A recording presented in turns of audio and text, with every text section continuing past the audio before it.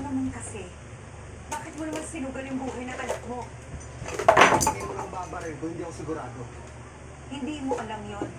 Maraming pwedeng mangyari, Miguel.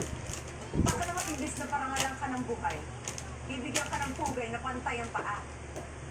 Siguro naman kung parangalan nila akong patay. Nandun ka. Sinusumbat mo ba sa akin kung bakit ako umalis? Kanina pa kami Eh, naghihintay. sinusundan nga akong lead. Ay, Nay, okay na po.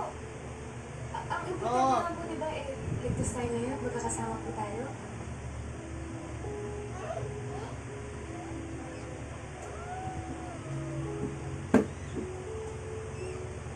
Dahil tayo.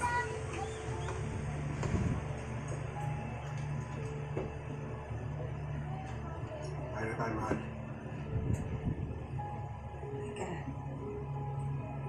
Teka na.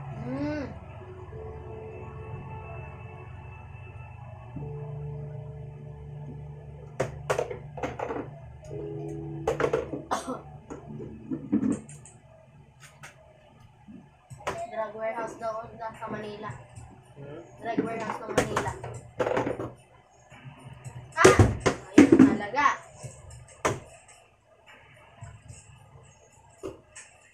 Si Richard Yap ata yung kaano nila. Sa buwang nalalapak natin hindi ulan. Ulitin mo. Tapos ba kasi yan? Malulugi tayo! Ano?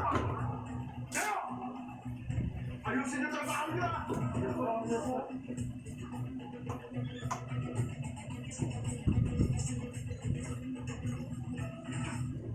Matia, Sino kaya?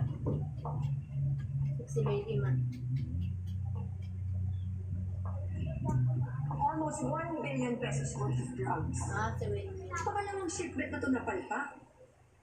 Akala ko ba bayaran natin yung pulis na nasa checkpoint? Nasa payroll sila mo. Ang wala niya. Extended ka. Why don't we just have him killed? Lisa, ako nang bahala kay Delgado. Inutos ko ng para ang natupagin mo. Paghahanap pero, pakibalita ko. Ang layo ko na. Makadaan ka naman Bago Oo. pa yung kumagta sa mga kapwa niya polis.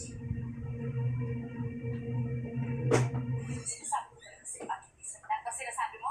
Kakainin mo lahat ng sinasabi mo. Lahat ng paninirang sa mga pulis. Linaw-linaw na nga ng kabayanihan nila, tapos ganyan ka pa? Pinapastos mo sila? Sino kaaway mo? Hirap talagang pala. Rinig na rinig ka sa babae. Hala ko mo sino kaaway mo. Kasi, bigil po ako dun sa boss Budol na yun eh. Gusto silba naman po kayo. Hindi kaya ako hindi nakadaka sa kanya. Seryoso ka ba talaga dyan sa pag-vlog mo? Oo naman po. Wala ako sa mga katulad niya. Alam po ba tayo? 3 million subscribers yung meron siya. Ibig sabihin, ganun kadami yung mga nabubudol niya sa mga fake news niya. Ano na, meron naman po nagpapakita ng kabayanihan ng mga pulis. Baby. At ako na po yun.